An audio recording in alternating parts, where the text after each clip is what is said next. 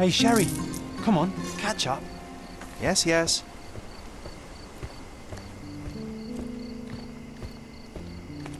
Welcome to Il Palazzo di Lusso, sir. Welcome to Il Palazzo di Lusso, sir. We just need your signature. Would you kindly sign these papers, sir? There you are. Ah, Mr. Holmes. Yes, we have room 221 prepared for you. I see it was reserved for 2 people. Would you like a second key? Oh, no, I think we'll stick together. Very good. Rooms are upstairs, sir. Welcome to Cordona. Hurry up, Sherlock. I want to see our room. I hope there's a balcony with a view.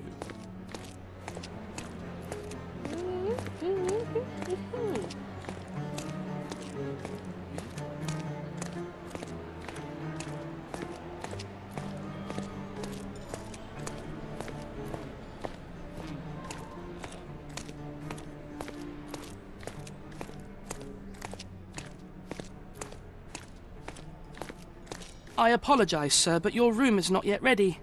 Perhaps, in the meantime, you would like to relax in the foyer? Tonight, the restaurant is offering a complimentary marlin ceviche to all our guests. Let's check what they have on offer.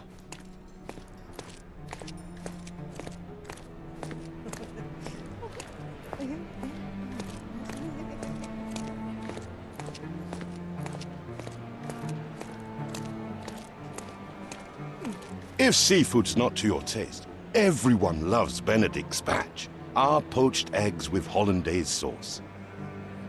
Hey, Sherry, just our luck. A medium, John. Haven't we been through this already? Come on, it's not like we've got anything better to do.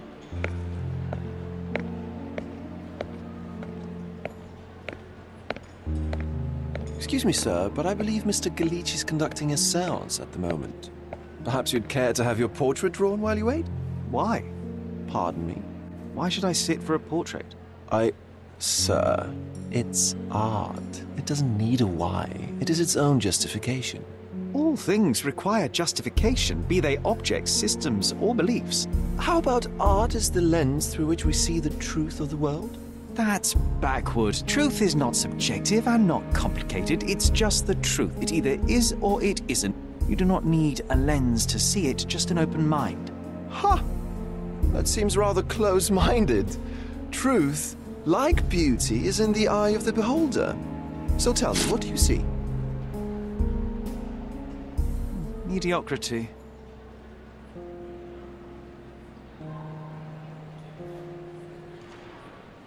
Come now, Sherry, what did he do to deserve that? The servant mentioned ceviche at the bar, Sherry. You should grab us some, and I'll find us a table. I'm starving. Okay, time to check if John found us a nice table for the evening.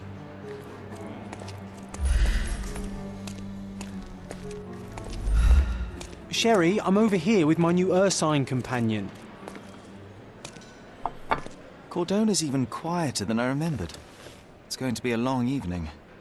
Ah, come now, Sherry. What say we amuse ourselves with a little game? What were you thinking? Oh, promise me it isn't nonsense. After being cooped up on that boat, I am itching for activity. No. As you can see, someone left a cane on our table. I simply thought you could identify its owner. Ah, so it is nonsense. It'll take me a minute, John, at most. Well then, you can deliver it to him as well. Deliver it to him? Then what are the staff here for? Aesthetics? Stubborn, Sherry, too stubborn. You wanted something to do. Slapping oneself in the face is also something to do. That doesn't make it worthwhile. But all right, let me take a look.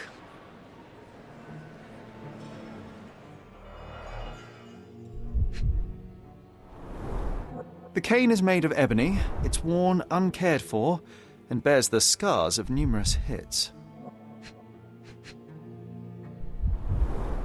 A crest depicting a bulb of garlic in a meadow, perhaps the Fielding family or Meadows, or Craven, from the Old English name meaning garlic place.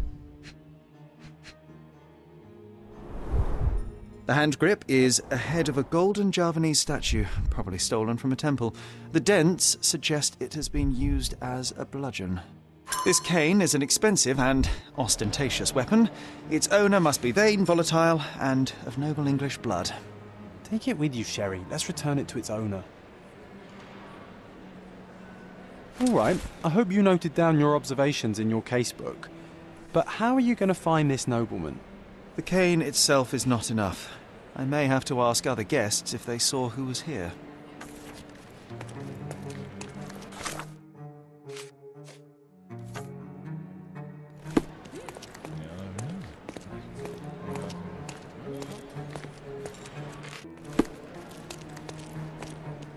May I ask for your assistance?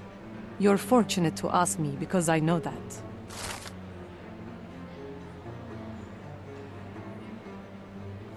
Well, even with your keen senses, Sherry, I doubt you'll find the cane's owner on your first try. And would you be confident enough to bet on it, my friend? Why not? Let's see how good you really are.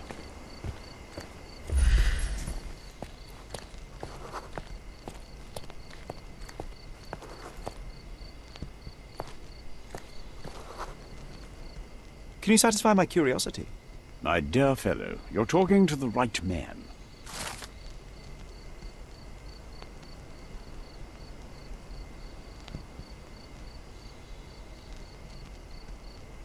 Hey, Sherry, don't we now have the perfect excuse to visit the séance? I'm just going to give the cane to its owner. You will not persuade me to take part in this show.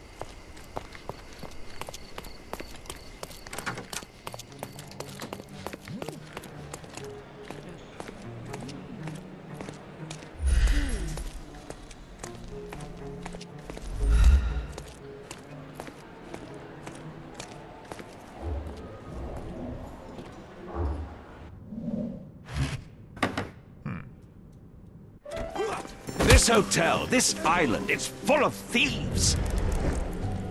First my cane, now the diamond. Take your hands off me! Do you even know who I am?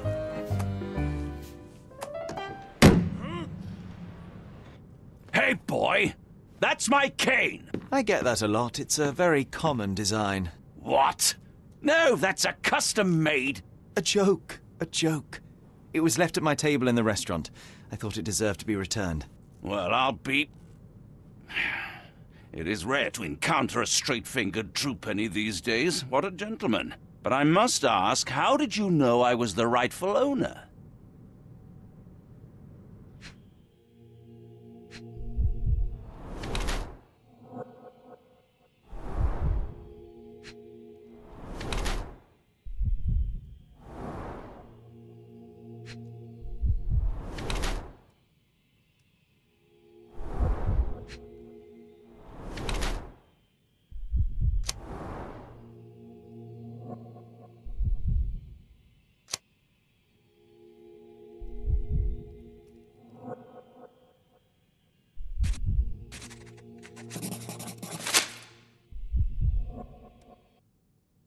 Simple deduction. Your cane told me everything I needed to know. I was after a strong, middle-aged man with a keen interest in adventure, noble blood, and affection for strong drink. And if one were to go further, one may even be able to extrapolate your name from your heraldic symbol, Lord Craven. Marvelous. Simply marvelous. That's me, Lord Andrew Craven. You are the real medium. You hear that, Emma? Well, you found my cane. Perhaps you can locate my diamond, too. Yes, you should do it. It will be child's play for you, Mr. Holmes. And if a child can do it, then I'm sure the local police can suffice. The police? Why bother? I know this harlequin stole it. The only question is, where is it hidden? Fine. Give me my stick and I'll resolve the matter myself. This thief almost confessed after a single punch. I suspect a beating may result in answers of questionable veracity. Fine. I shall spare you and he the trouble if you first answer me this. You insist the medium robbed you during the séance. But what occurred exactly? It was a dirty trick. We were sitting here in the dark, chanting and holding hands, as expected. Then something began to appear from the medium, like a cloud or a bubble. The swindler called it ectoplasm. Ah, yes. Common in the spiritualist trade, and quite the spectacle. Indeed, perhaps too much. My beloved Emma screamed in horror, and I stood to defend her, attacking that cursed ghost. How brave. But my hand hit nothing. The medium jumped away from me, and Emma fainted. I lit the candle, and the diamond was gone. How does a priceless diamond become the subject of a séance? It is an unusual accoutrement. Emma wished to speak with its former owners. My grandfather told us it belonged to a Raja, an Indian king. So you were summoning long-dead Indian royalty, and, pray tell, you were expecting him to converse in English? To be frank, Mr. Holmes, I don't believe in ghosts. But Emma was fascinated by the idea of meeting a real king, even a dead one. Well, a crown is a crown. Can you describe the stone itself? A yellow diamond, not less than 100 carats, and perfectly egg-shaped. There is not another like it. Stay here, and don't touch anything. I'm going to investigate further. Don't fret, I'll be keeping a close eye on this thief.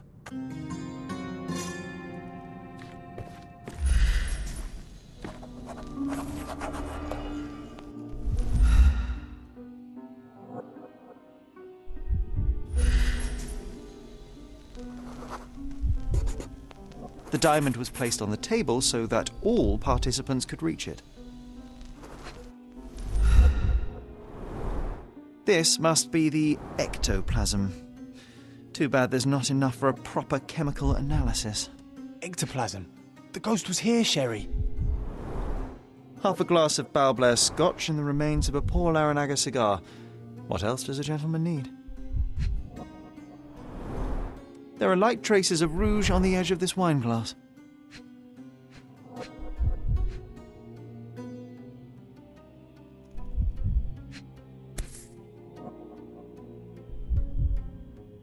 This brooch is old and cheap, but the moth design has its charms.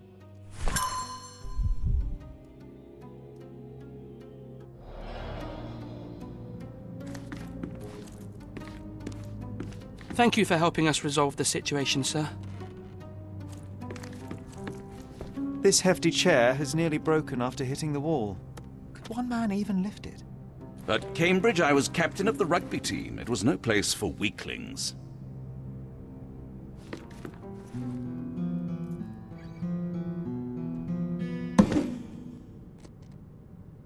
What happened here? I don't know. The ghost. I summoned it as usual, but then it all went wrong. The lady screamed and pointed at Lord Craven. And there was a shadow. Such a mystical force. It terrified the lady. And it must have taken the diamond. Who else could have? I will investigate, and the culprit will be identified. But the stubborn brute Lord Craven blames me right now. As if I could do something like that. Perhaps you can reason with him? Please? Seems like you're ready to delve into your mind palace, Sherry. I'm sure you'll make some good deductions. Was this covered on purpose? Of course. It is very dangerous to leave a mirror exposed during a séance. The spirits may become enraged.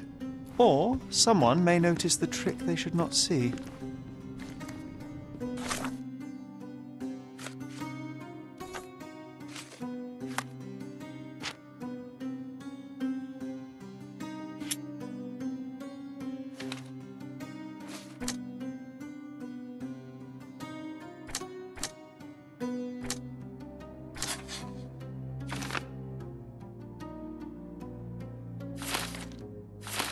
It seems there may have been an unexpected visitor outside the window.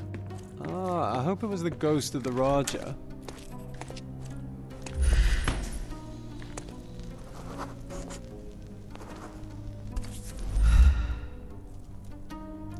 This looks recent. A shoe with a broken heel will surely leave scratches. All right, John. Do you think a ghost could leave this footprint? I'm reserving judgment. Use your keen eye to follow the trail.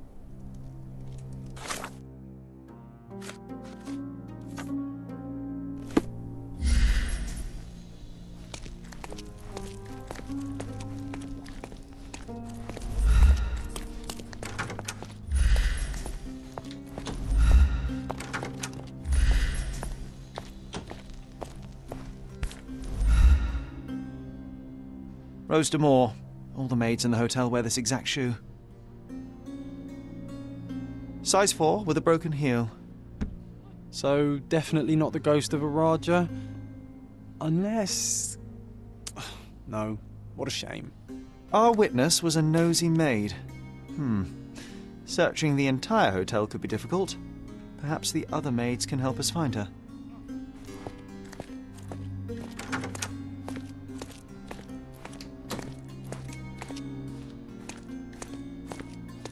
Excuse me, just one question.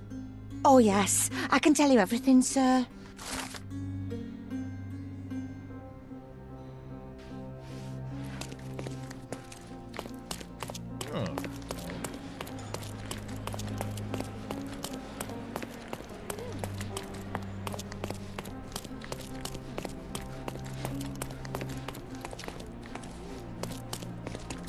Finally, there you are. One would think a maid would be easy to find in this place. I'm sorry, sir. Do you need more towels? No. You are the maid who saw the ghost in the seance room, yes? How did you know? Simple. You changed shoes after breaking a heel while fleeing the scene. I'm sorry, sir, but if I may ask, who are you? I'm a novelist documenting the supernatural and those who witness it. Now, should you take a starring role in the tale, I will need your name. Oh, my. A book? And you want to include me? I'm Lucia. Lucia Saletta. Something went wrong during the seance, Lucia, but no one will tell me what happened. You would be a valuable interview if you were there. I was. And I saw everything with my own eyes. Describe what happened during the seance. A lady and 2 gentlemen were sitting at a table, touching their hands to something. The medium started to whisper and chant, and a ghost appeared. A ghost? You're confident? It was unearthly, sir. It grew from the medium's chest. A glowing cloud or a bubble. I pressed closer against the window to see better. And the lady saw you? How did you... Yes!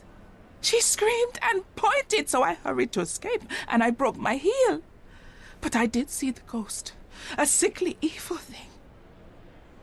And that's all you can tell me? Did you see any of what happened next? The medium, Mr. Galici, he was doing something with the ghost. He grabbed at it like he was trying to catch it. And then I ran. I suppose I should be grateful you endured these horrors for such a long time. All right, I have your account memorized. Good day. You lied to the poor girl, Sherry. What a tease. She'll dream about being a character of that book. Surely a pleasant dream is better than no dream at all, John. Oh, let's get back to the crime scene. I always love seeing you explain simple things to simpletons.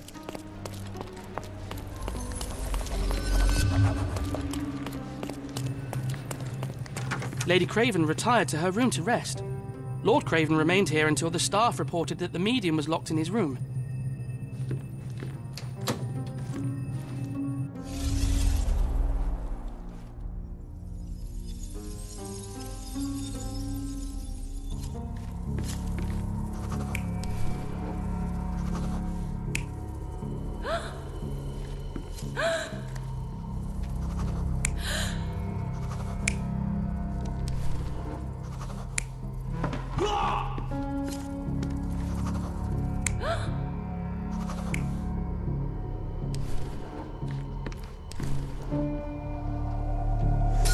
It all began when the lady screamed and pointed at the window.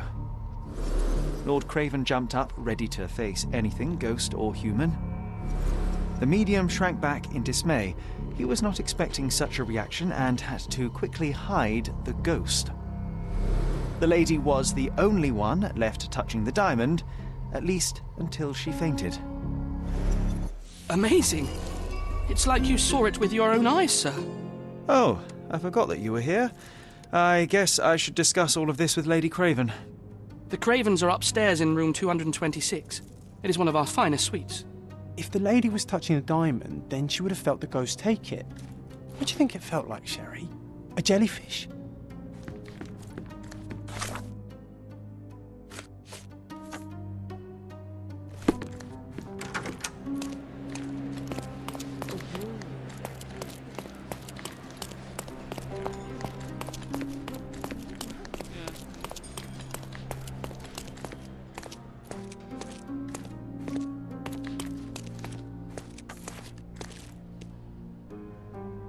Lady Craven is not who she seems.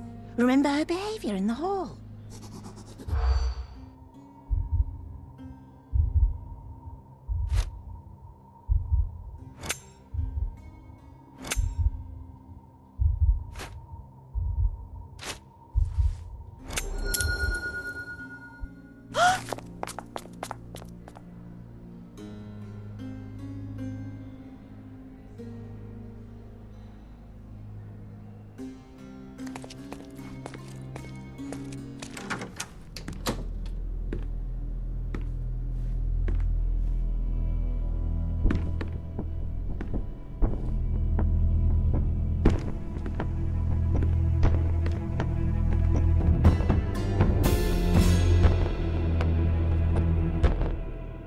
You're here, at last. I didn't do that. I swear, I found her this way. Well, I did have some questions for her, but it seems I've arrived too late. Now it's a matter for the police. Mr. Holmes, you said it yourself. They're children. They'll only make things worse. You promised me you would investigate. Investigate a theft, not a murder. Fear not. I will tell them all I've uncovered.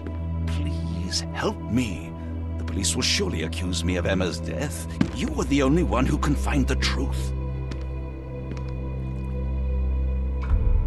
Fine, but only because it's slightly more interesting than the walls of my room. Tell me what happened. Look, after you left, I waited in the seance room until the servants locked up Mr. Gallici, the medium. And was your mistress there too? Oh, so you know? I suppose I shouldn't be surprised. Regardless, the staff took Emma to her room. She was still feeling dizzy. So you didn't follow her. Interesting. Where did you go instead? To the bar. It had been almost an hour. I see. And how long did you stay? I partook of a well-earned whiskey or two before retiring upstairs. Ask anyone there. Is Mr. Gallici still being held? And where did the servants secure him? He's in room 225. But that pigeon-livered man at the reception desk refused to give me the key. Well, I will have to visit reception myself then. Perhaps he will listen to reason. Now we arrive at the tragedy at hand. So what transpired after your detour to the bar? I headed up to my room to find Emma on the bed. I didn't pay her much attention at first. I was still preoccupied with that damned medium. But when I realized she was silent, I drew closer and discovered she was dead. What's more, the diamond lay right there beside her. Oh, well, that is splendid news. Splendid? The return of the diamond will be cold comfort if I live out my days in a jail cell. You must help me. Let me see what I can find. Barely an hour has passed and you already have yourself a murder mystery, Sherlock. Why am I not surprised?